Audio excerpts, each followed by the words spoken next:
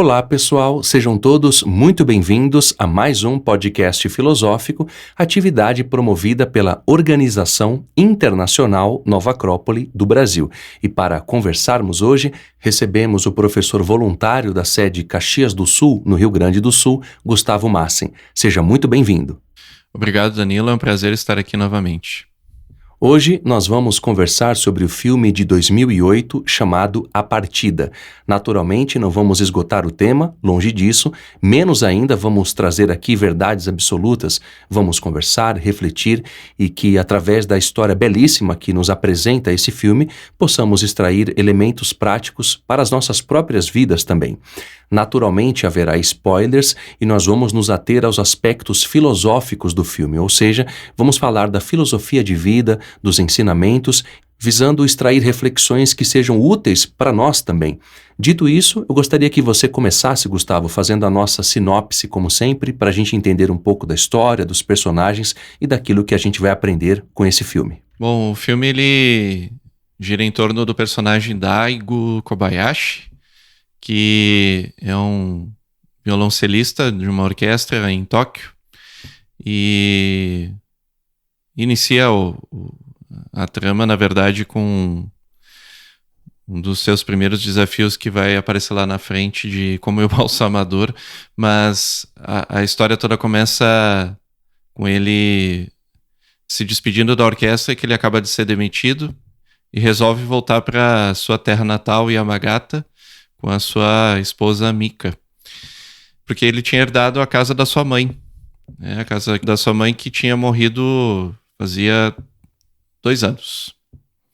Quando ele volta, vai procurar um emprego numa cidade pequena, tenta buscar nos classificados e encontra um lugar com uma boa proposta de salário, chamada Agência NK, e que dizia no anúncio: ajudamos na sua partida, ou ajudamos a partir. E ele pensa que é uma agência de viagens, e quando ele vai descobrir, quando ele faz a entrevista, ele vai descobrindo que na verdade é uma agência que ajuda na preparação dos mortos, né, como embalsamadores, que é uma prática comum, era comum no Japão antigo, né, nos séculos anteriores, e que no Japão moderno é uma profissão quase que escassa, né? Quase que inexistente. Ele mesmo não conhecia que existia essa profissão, né? E aí a trama gira toda em torno desse processo dele de trabalho nesse lugar, além de outras coisas em relação à sua própria vida pessoal, com a aceitação da própria morte, né? E como ele enxerga esse processo tão natural da vida. A temática do filme central, ela aparece quando a gente pesquisa em sinopses e quando a gente assiste o filme também, num primeiro momento, como a morte, ou seja, o tema central é a morte. Mas, de fato, o filme vai muito além dessa temática, trata questões como profissão, vocação, melhor dizendo, a relação entre ele e a esposa, a relação dele com o pai, a vida, as experiências difíceis que são apresentadas para ele desde o início, quando ele, por exemplo, é demitido da orquestra que ele toca, ele tem um violoncelo muito caro para pagar e ele fala isso com a esposa e ela diz: ok, a gente pode voltar para sua cidade. Então ele volta para sua terra natal, a esposa vai junto com ele, o que já configura uma prova ali de relacionamento entre ambos. E isso é importante da gente colocar na nossa referência consciencial, porque ajuda a ver a amplitude do que o filme traz. E quem de nós não passa por provas semelhantes? E é importante relacionar essas histórias com a nossa própria vida também, porque de alguma forma o papel dele no mundo passa pela vocação, e nós buscamos isso também. Nós temos desafios com a vida, com a morte, com as nossas relações, e nesses primeiros momentos, Gustavo, o filme vai apresentar muita coisa, inclusive o preconceito que há com a profissão que ele vai adquirir depois, que é a de embalsamador. É muito interessante porque no Japão há um preconceito, há um certo tabu, pelo menos na época em que o filme foi lançado e até um certo tempo depois, com esse ofício. Então alguns amigos se afastam dele, há muitas cenas específicas lindas e muito importantes nesse filme, logo de início. Eu gostaria que você falasse dessas questões e, claro, daquilo que a gente pode extrair disso tudo, levando para a nossa experiência também, de alguma forma. Perfeito, Danilo. O ponto é esse, né? Por que esse filme tem uma temática assim tão difícil de ser tratada? É porque no Japão o processo da morte é um tabu. E justamente esses profissionais que trabalham com esse processo da morte tendem a ser marginalizados, né? E não é diferente com o Daigo. O Daigo também passa por isso. Quando ele conhece o seu chefe, né? É uma entrevista bastante inusitada, porque ele só pede basicamente o seu tempo de disponibilidade e já é contratado. Porque ele... Bom, por dois motivos, né? Inicialmente parece que ele não tem muitas opções, mas depois vai se descobrir que ele tem ele vê no Daigo tem um talento para isso, né? Que tem um caminho aí que ele pode seguir e que ele sente que ele pode ser muito bem sucedido naquilo, né? E, claro, ele sai de Tóquio com uma mão na frente e outra atrás, tem que vender o seu violoncelo. É um processo já de início de desapego, né? Tem que desapegar-se daquilo que ele imaginava ser o seu caminho, o seu próprio processo de vida, sua carreira, né? E, bom, deve ser bastante difícil, né? Você largar algo que você faz desde pequeno, né? Porque depois vai se descobrir que ele toca violoncelo desde os 6 anos de idade. Tem um processo com o pai dele, né? Que os abandonou, né? Quando criança. Porém, a relação com o violoncelo é por conta do pai. Também tem uma situação assim engraçada, né? Porque a Mika chega em casa com um polvo e depois descobre que o polvo tá vivo, né? E ele não sabe nem lidar mesmo com o polvo, né? Que depois lá na frente a gente vai ver que tem todo um processo dele de se descobrir. Que primeiro ele não sabe nem lidar com as mãos direito, mas o processo de embalsamar, ele é muito manual, ele é muito das manualidades, de saber lidar com as mãos, de um processo de sentimento, mente, sentimento e a ação, né? E é muito interessante como o filme vai trazendo esses elementos aos poucos, com toques, né? Bem de detalhes, né? É o detalhe de como ele se porta, é o detalhe como ele olha tudo aquilo, né? E claro, como é um processo bastante inusitado, é claro que tem umas passagens bastante engraçadas, né? A primeira prova dele, inclusive, como embalsamador, é bastante dura, né? Porque ele vai ter que mexer num corpo que está há dias fechado numa casa, né? Já morto há vários dias, e tem que lidar com o cheiro, tem que lidar com a morte no seu sentido mais grotesco, vamos dizer assim, né?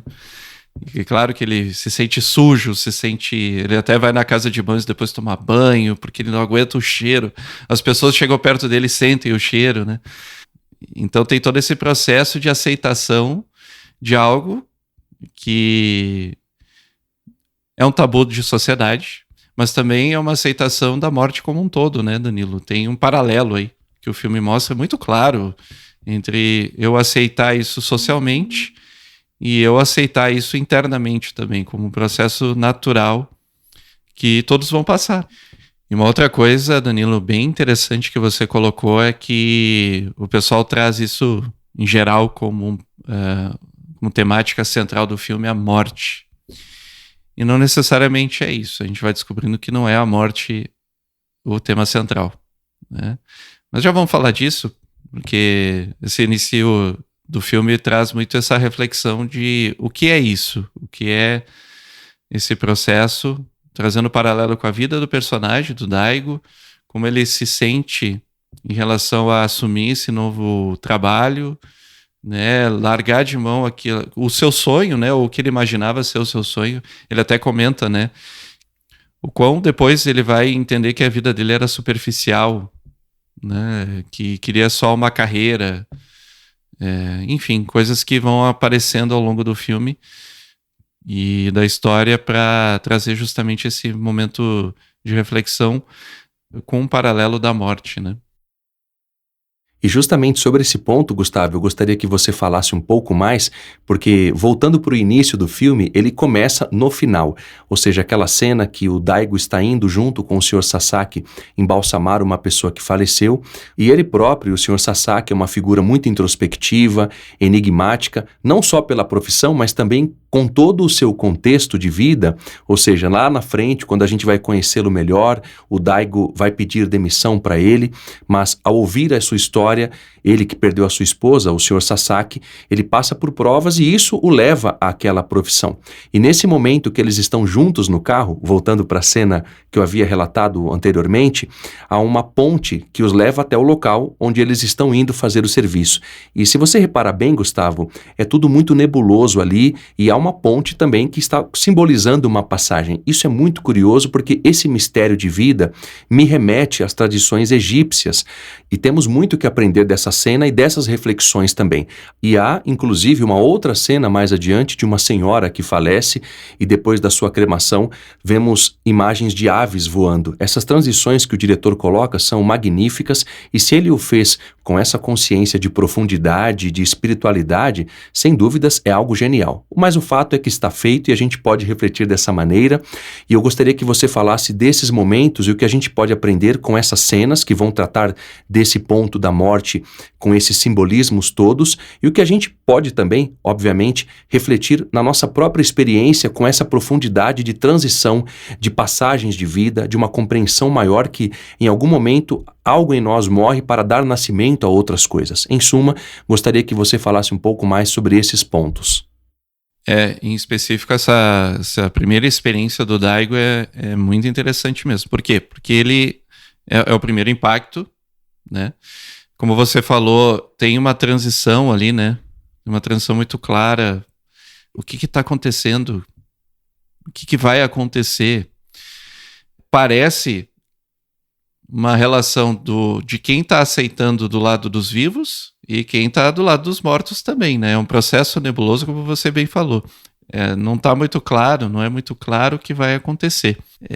A gente vai vendo que é muito legal, né? Uma transição, tem uma ponte, né? Ele passa por uma ponte. As tradições antigas todas, elas falam de um processo da morte como um processo inicialmente nebuloso, né? Porque realmente é uma mudança, parece, de estado, né? Você está em um outro estado, você está passando por um outro estado. E como você disse, né? Existe uma passagem, né? Como os gregos e o barqueiro Caronte, né? Que leva através das águas do Lete ou do Leto, que são as águas do esquecimento, as almas para o Hades, né? O submundo, o mundo da profundidade de si mesmo, né? Esse simbolismo todo, que no Egito é o tribunal de Osíris, que a alma é conduzida por várias e várias instâncias de revelação para aquela alma, até ela chegar no seu julgamento, que é o julgamento de si mesmo, né? Das suas ações, o que foi feito, o que não foi feito, né? Mas é todo um processo muito nebuloso, porque a gente não sabe.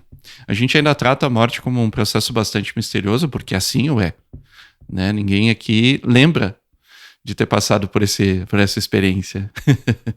Você acreditando ou não em retorno, né, pós-vida, mas é um processo que ninguém lembra, né? Ninguém sabe o que vai acontecer. Então é realmente esse processo misterioso que ele vai chegando e vai descobrindo cada pedacinho. E claro, há todo um suspense da cena que traz esse sentimento mesmo de que a morte é um processo misterioso, obscuro, né, em muitos aspectos, né?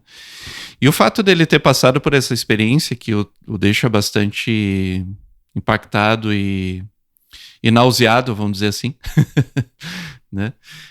Ele vai para a casa de banhos, e é ali onde ele encontra, inclusive, um amigo de infância, e a senhora da casa de banhos, inclusive, eu conhecia também de criança. Ele vai e toma um banho, né? Se esfrega bastante para tentar tirar aquele cheiro, aquela coisa que parece etérea, assim, né? Sutil, que fica ao redor, aquele cheiro insuportável. E depois de ele tomar banho, ele chega em casa encontra a sua esposa e se abraça nela de um jeito que eu imagino ali, né? Eu interpreto, pelo menos, que é essa busca pela vida, né? Essa busca pela vida, por viver, por... Nossa, eu quero viver intensamente. Isso da morte me traz esse impacto, né? De consciência de que, cara, eu estou morrendo, eu preciso viver o máximo que eu puder. É um impacto do oposto, né? Você está na obscuridade do fim, se depara com isso, e você quer justamente buscar o oposto, né? Viver tudo que dá, com todos os sentidos, os instintos, tudo, né? É muito legal essa cena porque mostra justamente isso. É um processo de aprendizado que ele vai tendo, né? Interessante que depois dessa cena que ele abraça a esposa, enfim, vão pro quarto, e aí depois no meio da noite ele acorda e aí ele vai encontrar o seu violoncelo antigo, que ele tocava ainda quando criança, e ele encontra uma pedra junto desse violoncelo que não explica o que é, né? Depois a gente vai descobrir o que é, mas não se explica o porquê daquela pedra. Ele vê, fica impactado, mas não é mencionado o porquê. E ele começa a tocar. Ele toca uma música que é recorrente, inclusive, na trilha sonora do filme, vai tocar várias vezes, né? Que tem uma relação, inclusive, com a sua infância. Depois a gente vai descobrir isso. E ele volta para o início. Interessante, ele volta para aquele sentido de vida que ele lembrava lá quando ele era criança. E é interessante porque muitos sonhos que nós temos quando criança, né? Claro, são sonhos lúdicos, são sonhos pequenos, mas é quando a gente está com a maior intensidade de vida, né? É um impulso de vida porque a gente está no começo, né? Tem esse paralelo entre o fim e o início, né? Nessa cena, pelo menos eu vejo assim, eu enxergo dessa forma, é bem interessante mesmo. E você usou o termo sentido de vida, é justamente nessa tônica que eu gostaria que você seguisse, Gustavo. Eu pensei exatamente nisso para fazer a próxima pergunta. Inclusive, há uma cena maravilhosa que você mencionou quando ele se levanta para ir ao serviço. Ele não havia contado ainda para a esposa o que ele estava fazendo. E é engraçado como ela descobre a profissão dele, porque ele tenta ocultar isso de todas as formas. E é bastante engraçado porque esse senso de humor inteligente que o filme traz nos faz refletir sobre essas coisas simples da vida e os problemas que são causados por questões simples da vida, ou seja, o trabalho que ele está fazendo é um problema para a esposa e para a sociedade, um problema no sentido de que não deveria ser assim, isso deveria ser algo normal, é uma profissão como qualquer outra, e quando ele acorda de madrugada para tocar o seu instrumento, naquela outra cena, ele vai tocar o violoncelo de infância, aquele que ele tinha quando era pequeno, e ele não vê o rosto do pai, ou seja, nessa cena ele começa a ver a imagem do pai e daquela pedra, há um simbolismo naquela pedra, um simbolismo de vida e de história que tem ali também, porque ele anseia pela vida, obviamente pelo fato de estar trabalhando com pessoas falecidas, é muito curioso porque ao sair do trabalho, da orquestra, voltando para o início, ele se vê em um dilema, ou seja, sem emprego, tendo que voltar para o interior, viver uma vida diferente da que ele vivia, reorientar-se, rever os seus conceitos, rever a sua forma de valores. Então, tudo são provas e há muito que aprender durante essas passagens da história que o filme traz.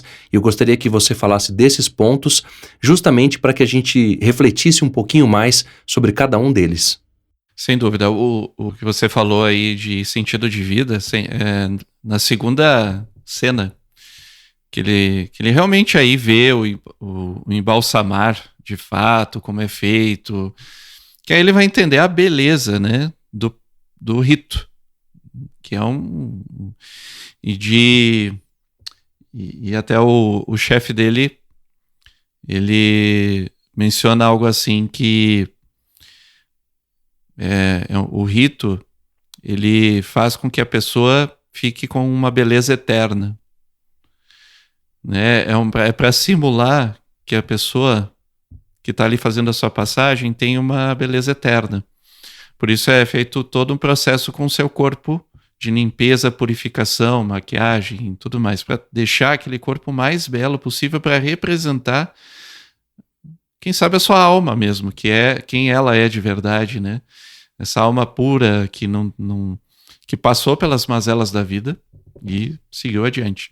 Então ele vai entendendo que, Sim, a morte tem uma parte mais grotesca, né? Tem mais realmente visceral, né? Você tem que ver a decomposição e tudo mais. Tem isso, mas também, porém, tem esse outro lado belo de passagem e o rito todo, né? Que é interessante que a família própria acompanha, passa pelo seu luto ali naquele processo, né? Vai lembrando de coisas, vai ficando com raiva, vai ficando triste, às vezes, né, vai mostrando também que às vezes ficam alegres porque lembram de coisas alegres do falecido, e aí é todo o processo que a gente passa num luto normal, né, da morte. E aí faz esse paralelo com a vida dele, porque você bem falou, o Daigo ele vai entendendo que ele precisa rever o seu sentido de vida, que até então era tocar numa grande orquestra, ter uma carreira musical, porque era isso que ele via desde criança. E o fato de ele não ver o rosto do seu pai tem a ver com algo que ele tem que vencer, que é, claro, que representa um trauma, né? Algo que ele viveu desde muito cedo, né? De perder o pai, de não ter a figura do pai presente, né? E ele fala com muita raiva, com muito rancor disso, né? E a gente passa por isso na vida da gente, realmente, né? Tem momentos que parece que a nossa vida desmorona, né? E aí é do fundo desse poço que muitas vezes a gente tem grandes transformações, ou pode ter grandes transformações. E ver sentidos onde antes não prestávamos atenção, passávamos batido, né? O fato do filme construir isso de ele ir para o interior, que é uma cidade interior que pacata, não tem nada, não acontece nada, né? Você vê o sentido da vida aí, significa que a gente sim pode ver o sentido da vida onde a gente estiver e fazendo o que estivermos fazendo. Não importa o que fazemos, né? Mas como fazemos, e aos poucos vai mostrando isso nas suas ações. Ele vai intensificando momentos e vai mostrando no filme isso. Então, cada momento que ele vai vivendo, ele vai observando com mais intensidade, com mais profundidade, não simplesmente passar pelo momento, mas viver aquele momento. É algo que, em geral, quando a gente se depara com a morte, a gente acaba pensando, nossa, eu tenho que repensar a minha vida, né? Tem coisas que eu preciso repensar. Por quê? Porque eu não vou levar nada disso quando eu for embora. Mas o que a gente vai levar, né, Danilo? Esse é o ponto, né? O que a gente vai levar com a gente que transcende esses ciclos de vida e morte, né? De nascer e morrer. Esse é uma grande reflexão, né? Proposta, não talvez pelo filme, porque o filme tem o seu enredo e tudo mais, mas que a gente pode trazer como filósofos, né? O que realmente é imortal e atemporal em mim que eu posso levar e que eu vou cultivar nas minhas ações de vida.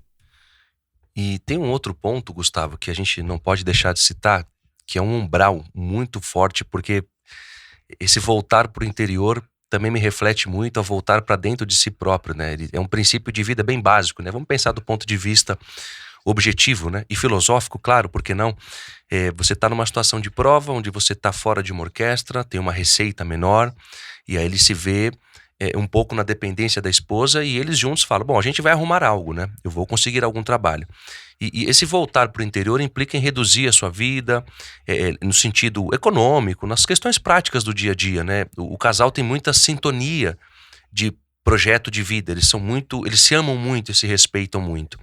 E eu digo isso porque há uma cena em que ele levanta de madrugada, não mais para tocar o violoncelo, como eu já havia dito há pouco, mas sim para fazer mais um embalsamamento, onde a secretária, né, a Yuriko, liga para ele e fala que tem um serviço para ser feito, e aí ele vai junto com o Sr. Sasaki, e é muito interessante porque é de madrugada, e na hora que eu assisti eu pensei, poxa, ela vai desconfiar dele, né, ou seja, de repente uma outra pessoa, estar vivendo uma outra vida fora de casa, mas no dia seguinte, quando ele volta, ele a encontra no quarto, vendo lá o vídeo, promocional do trabalho dele, e ali a coisa desmorona porque já o seu amigo de infância, que estava naquela casa de massagem, já pede para se afastarem dele quando ele está com a família, então ele já é tratado como um pária, digamos assim.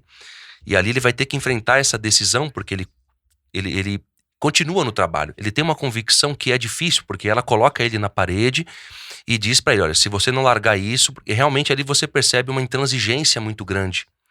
É uma cena difícil de você assistir, e é um filme que não tem clichê, porque ele mostra ali algo que, se fosse num outro filme, ela ficaria com ele, ou ele abandonaria a profissão.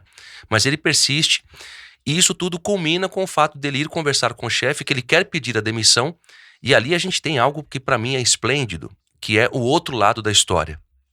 Até então, o Sr. Sasaki, para mim, embora a gente tenha essa paciência de esperar o desenrolar, mas vendo ansiosamente você pensa, não, é uma pessoa que faz aquilo porque é o ofício que ela tem. Na verdade não, né? Ele ali começa a conhecer o seu chefe e ver o lado humano que ele tem, e é muito interessante porque ele coloca algo esplêndido para mim.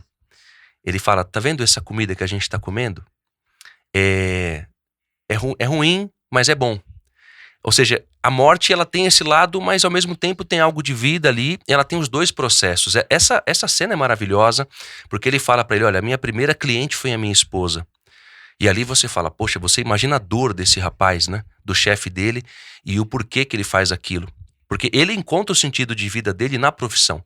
E é o que vai acontecendo com o Daigo também, porque ali ele começa a ver uma outra faceta do seu chefe, e a sua experiência vai se ampliando. E isso vai abrindo caminhos até para a volta da esposa depois, porque ele demonstra o seu valor persistindo. Há muitas coisas a refletir, Gustavo. Eu gostaria que você falasse um pouco mais sobre essas ideias, porque nós temos novas descobertas no filme e novas coisas que podem fazer com que a gente olhe para a nossa vida e procure entender o outro lado também, ter essa paciência de convicção do que a gente está fazendo. Tem muita coisa para a gente conversar e acho que você poderia falar um pouco mais sobre isso. Sim, para quem for assistir o filme, prestem atenção que quando ele entra no recinto do Sr. Sasaki, é cheio de plantas, é repleto de plantas. É mencionado as plantas na cena, porque ele fala que muitos seres vivos se alimentam da morte, como nós, né? Por exemplo, a gente se alimenta da própria planta que morre, ou do animal. Para mantermos a vida acontecendo nesse local que a gente vive, né, nesse planeta, a gente precisa disso, né? É um processo de reflexão interessante, porque a gente, como você falou, ele fala que é bom e ruim ao mesmo tempo. É bom porque é saboroso. E aliás, se é para se alimentar que seja saboroso, ele fala assim, né? Para dar sentido. Sabor tem a ver com sentido, né? Com algo a mais que não está ali presente. Você não vê, você sente, né? Pelo menos nas minhas reflexões aqui, eu trouxe isso, assim, que o sabor que ele fala ali não trazendo para a vida, é você viver a vida com aquilo que não está sendo visto, né? Não é a aparência que importa, mas é a sutileza, né? São aquelas coisas que não estão ali escancaradas e que sutilmente vão tecendo a trama da vida, né?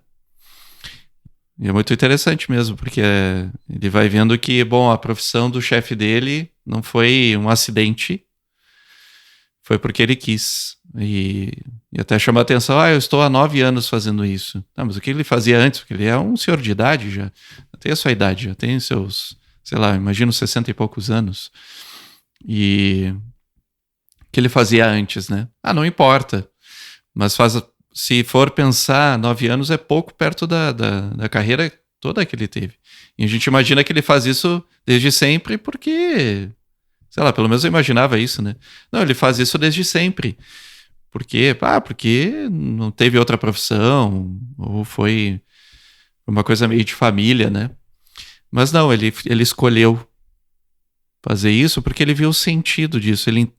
Foi uma forma de ele entender melhor a morte, né? De entender melhor o que é a morte e como isso tem uma beleza, né? Tem um sentido também num trabalho e é um trabalho necessário.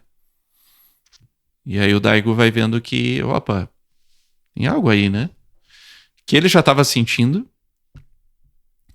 e que é uma oportunidade de vida. Uma oportunidade... Aquelas coisas que a gente não prevê, né? Não planejou isso, né? Coisas que não são planejadas. Mas se a gente está atento e prestando atenção, né, na nossa vida, a gente pode abraçar. Né? Abraçar e ver aí um sentido muito profundo do que estamos fazendo. E o porquê. Né? A gente fala muito que a filosofia ela busca as causas das coisas, né? Bom, numa situação de vida assim, a gente também, claro, não como a do Daigo, mas a gente pode pensar na nossa vida, se não tem momentos que a gente viveu ou está vivendo agora, que pode ser o momento para a gente buscar um sentido mais profundo do que estamos fazendo e o porquê. E viver por isso. Viver por ideias mais profundas do que simplesmente passar pela vida e fazer coisas. Antes de encerrarmos, Gustavo, tem algo muito importante para você falar. Aquela cena onde ele pede para o Sr. Sasaki para que ele faça o processo de embalsamar o corpo pela primeira vez, é uma cena de muita riqueza, porque é o ritual de passagem e é o momento que ele se põe à prova. Ele coloca-se à disposição para ele ter a experiência prática. Isso me lembra muito aquele começo que você relatou dele, da dificuldade do próprio Daigo, claro, de lidar com o polvo. Ele tinha muita dificuldade com as mãos e o polvo cai no chão. E a gente percebe isso nessa cena porque ele tem as dificuldades ali ainda, evidentes, mas já há uma experiência maior, claro, e um controle maior também, e o Sr. Sasaki observa ele naquele momento ritualístico, onde ele faz o processo de embalsamar o corpo com muita tranquilidade, muito equilíbrio, muita serenidade também. E é muito interessante refletir sobre tudo isso, porque há pouco tempo atrás, no filme, ele quase saiu do serviço, a Yuriko pediu para que ele ficasse também, porque ela disse que o seu chefe, o Sr. Sasaki, via muito talento nele, ou seja, o Daigo já era uma figura que estava sendo observada. E é muito importante isso porque lá na frente a gente vai ver uma outra cena também muito emblemática, que é o falecimento daquela senhora que o conhece desde pequeno, que é a senhora da casa de banhos. O filho dela é aquele próprio que o esquiva na rua ao vê-lo e sabendo que ele trabalha com esse serviço. Logo depois há uma redenção aí, porque ele está junto com o filho e aquele outro senhor que também frequenta a casa de banhos. E depois de ele, o Daigo, ter feito todo o processo de embalsamar o corpo daquela senhora, o filho estava ali e outras pessoas também. A própria esposa do Daigo já havia voltado e acompanhou esse procedimento. Em suma, é muito emblemático porque tem muitas provas acontecendo simultaneamente.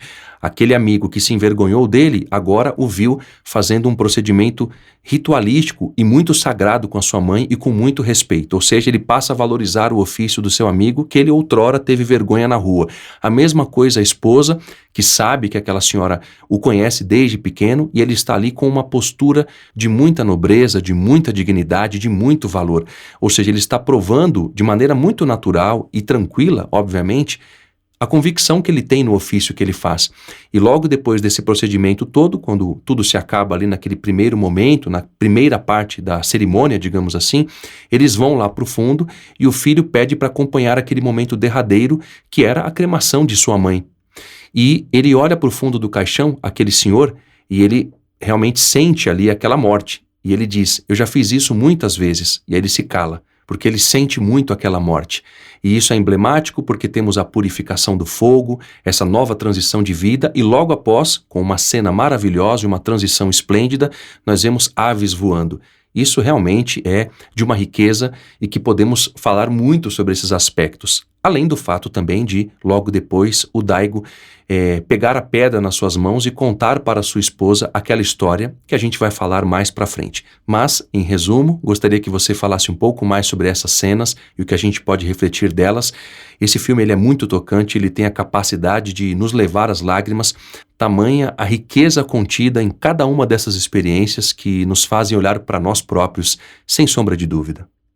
Sim, no processo de aceitação dele, né, ele assume isso, mantém-se assim, aí passa o tempo, a esposa volta, né, tem a primeira experiência dele conduzindo, né, o processo de embalsamar, que aí ele realmente entende aquilo, aceita e dali pra frente ele vai conduzindo vários processos assim, né? Aí a esposa dele volta. No que ela volta, ela diz que ela tá grávida. Então é uma vida que começa aí também. Mas ela não volta atrás no que ela pensava sobre a profissão dele. E ela pergunta, olha, você diria com orgulho pro seu filho o que você faz?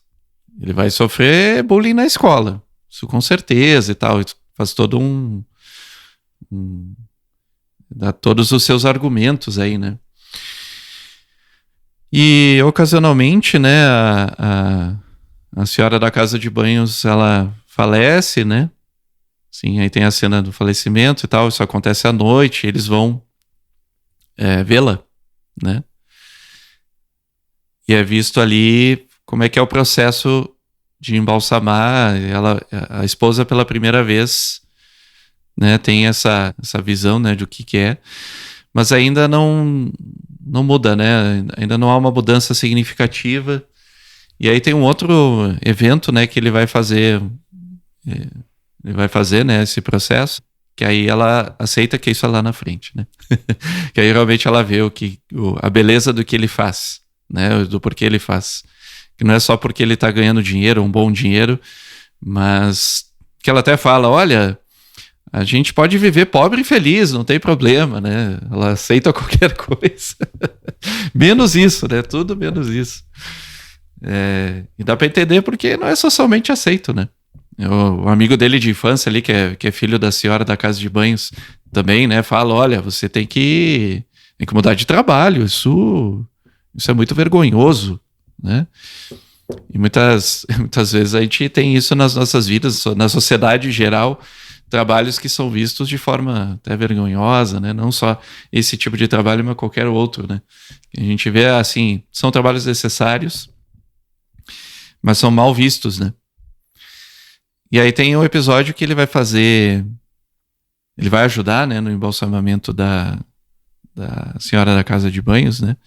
E aí ela vai percebendo, né? Ela vai percebendo todo o processo, como é. E ela nunca tinha visto, ela até comenta que ela nunca tinha visto, nunca tinha participado de um rito desses. E aí ela vai vendo que, não, isso tem um sentido, sim. Tem algo mais profundo aí, sim. E aí que ele vai comentar, depois, né, numa cena, assim, de transição, ele vai comentar sobre a questão da pedra, porque eles estão caminhando justamente perto do rio, e ele está procurando uma pedra para dar de presente para ela. E aí ele explica o sentido da pedra, né, que vem até de uma tradição antiga, né, que as pedras dos rios cada uma representam algo que a pessoa quer transmitir para outra, né, ou que tem relação com a sua natureza, né? Então, se a pessoa é muito doce e muito amorosa, a pedra ela é mais polida. Se a pessoa ela é mais ardente, se a pessoa ela é mais intensa, a pedra é mais rugosa. Então, tem essa relação. E ele fala que ele recebeu uma pedra do seu pai quando criança, que é a pedra que vai se remeter lá ao violoncelo, né, que ele encontrou em casa, né? E aí ela vai passando o tempo, né? Vai passando o tempo e tem esse episódio, o episódio fatídico, que é o ápice, o clímax do filme, né? Que tem toda a relação com o pai. Ele não lembra do pai, né? Ele não lembra do rosto dele, como você bem falou, né? E aí, o que acontece? Chega uma carta na casa dele dizendo que ele tem que buscar o corpo do seu pai até tal horário, porque ele vai ser sepultado em seguida e tudo mais, tem que fazer todo o procedimento. E aí ele tem que lidar com isso, ele não quer lidar, né?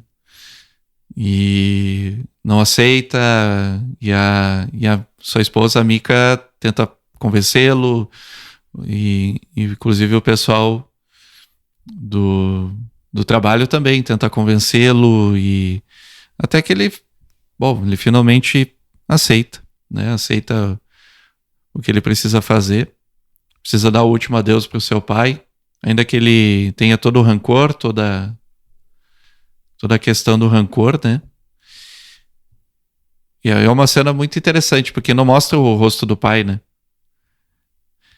De início, ele tá coberto. A primeira coisa que ele faz é tirar o lenço que cobria o rosto dele. Ele tá com a esposa junto. Ele tira o lenço. Aí no que ele tira o lenço, ele vê o rosto. Mas nós não. A gente vê meio em desfoque, né? A gente não vê bem.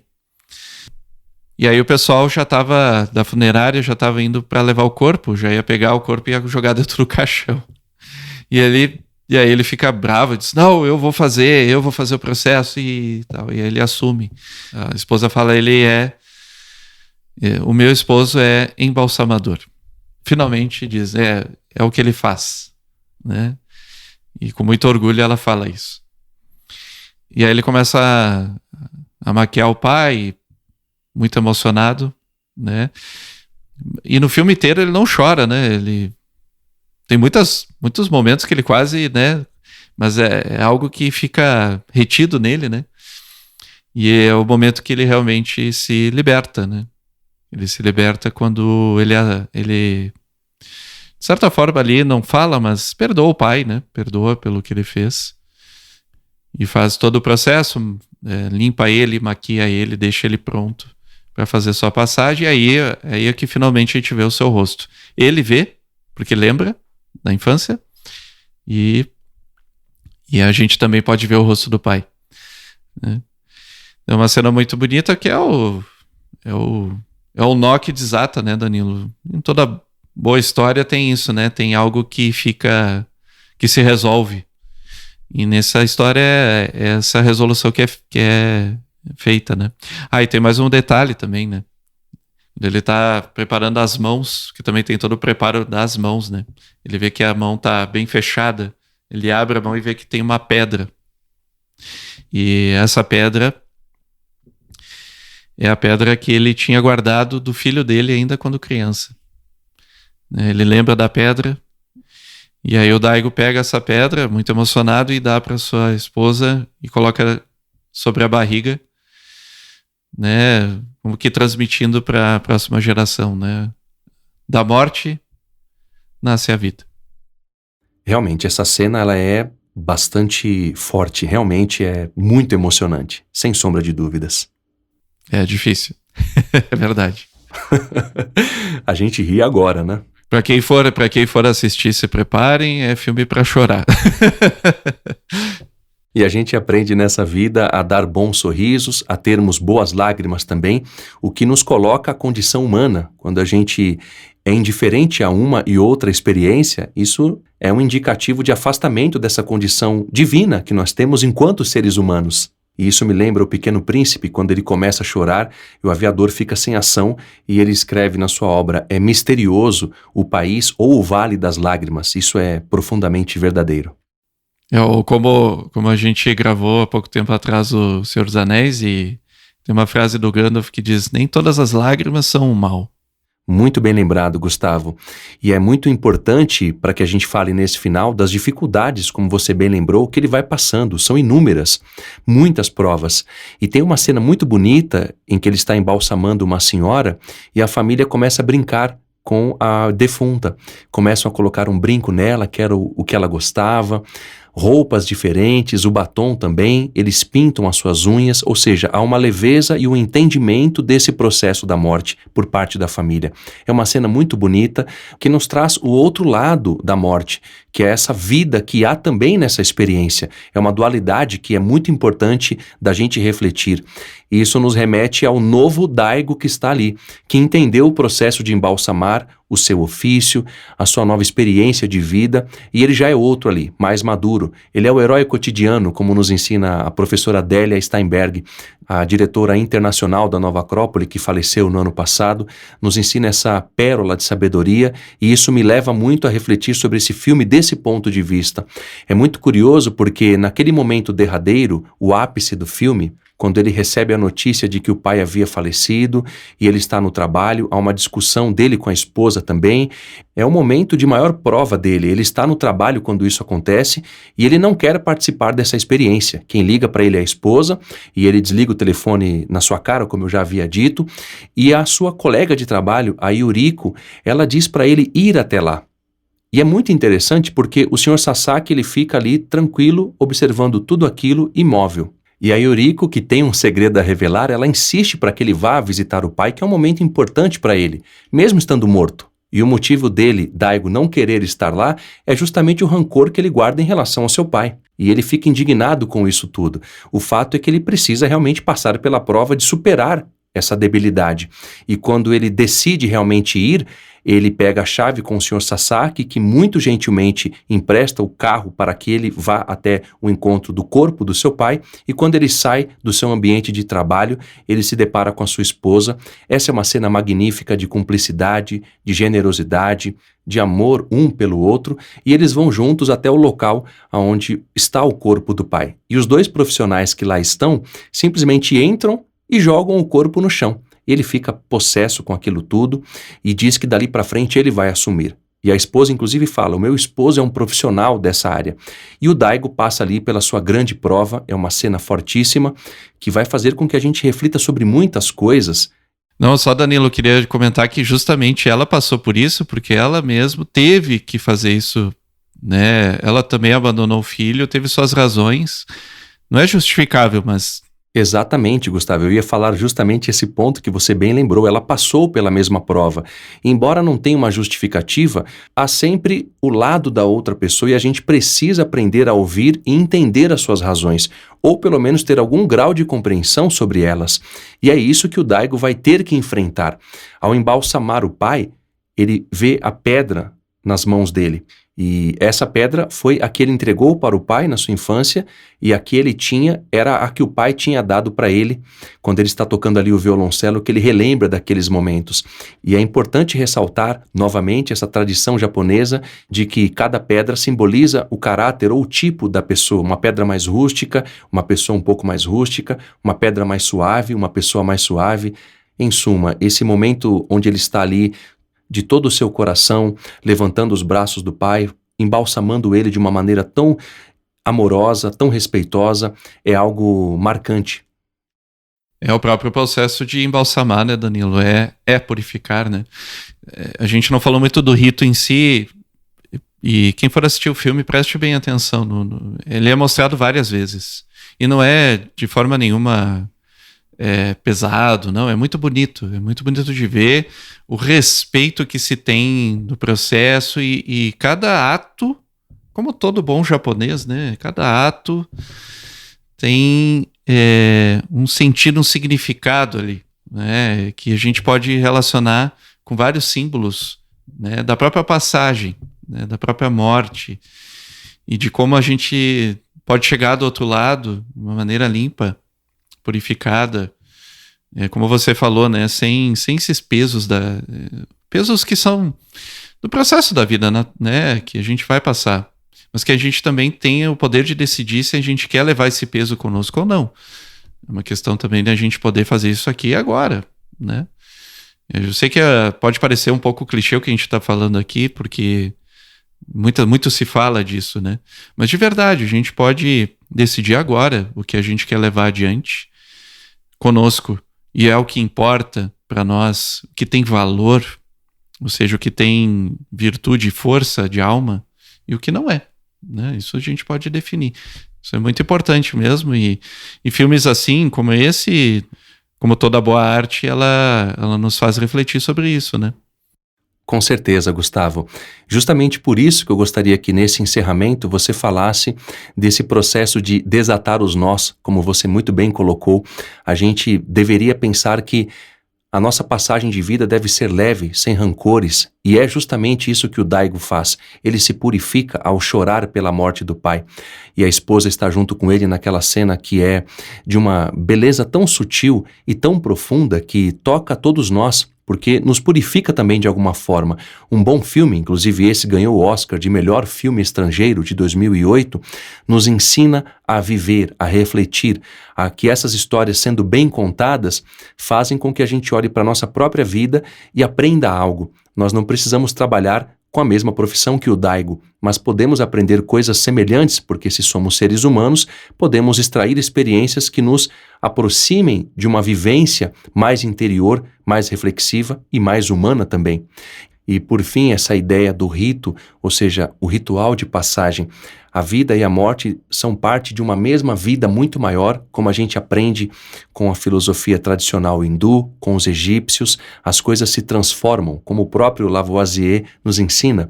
Isso nos faz refletir muito sobre o que nós estamos fazendo aqui. Gostaria que você trouxesse algumas dessas reflexões também para que a gente pudesse, de alguma forma, levar um pouco mais dessa história para o nosso coração, para a nossa vida, para a nossa experiência, para que ela seja um pouco mais dignificada ante tudo isso que nós aprendemos com esse filme. Bom, Danilo, eu acho que a gente já falou bastante, mas eu queria trazer, eu acho que como mensagem final, porque a gente já fez vários podcasts de filmes aqui, né, relacionando o cinema. Eu queria falar um pouco da arte, porque o cinema é uma peça de arte também, tem a sua beleza, tem o seu propósito, o seu sentido. E eu queria falar um pouco da arte de viver. Há poucos dias a gente até publicou, né, um podcast sobre isso. Foi publicado com o Zé Roberto.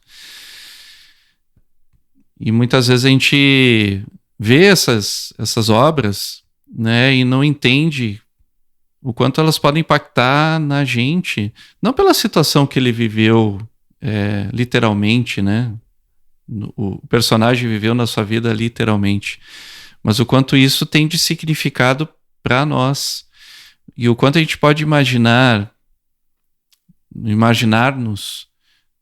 na mesma situação, com outras circunstâncias, e podendo aplicar esses mesmos valores que o personagem descobriu ao longo da sua trajetória.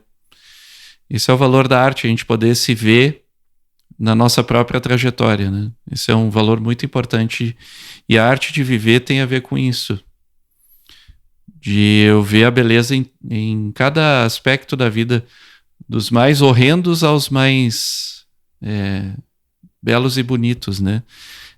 Esse contraste da vida sendo levado para nosso aprendizado, para nossa evolução, para que a gente possa tirar o melhor proveito. Tirar o melhor proveito com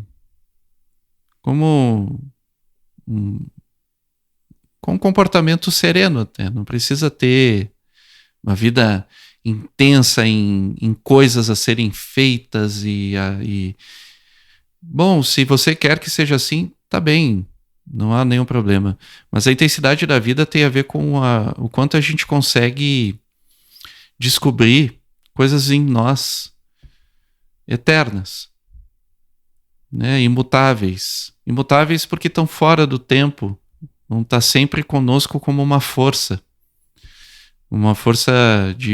que nos impulsiona para frente e para cima, como o nosso presidente internacional gosta de falar, o professor Carlos Adelantado. Evolução é para frente e para cima. E queria deixar essa mensagem no final, porque um filme desses é uma obra de arte que nos remete à própria arte da vida, a arte de viver.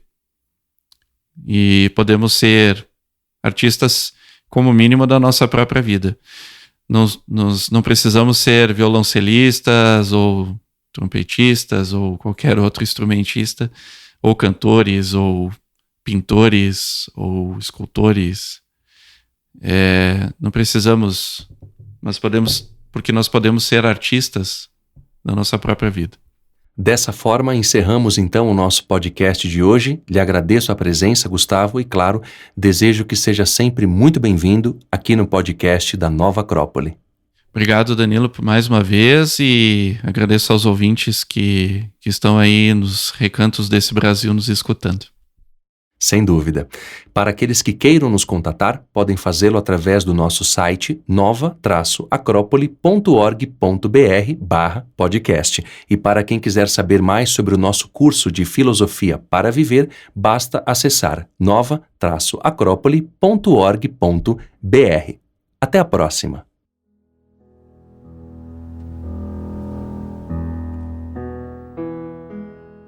A trilha deste podcast é de autoria de Sergei Rachmaninoff e chama-se Adagio Sostenuto.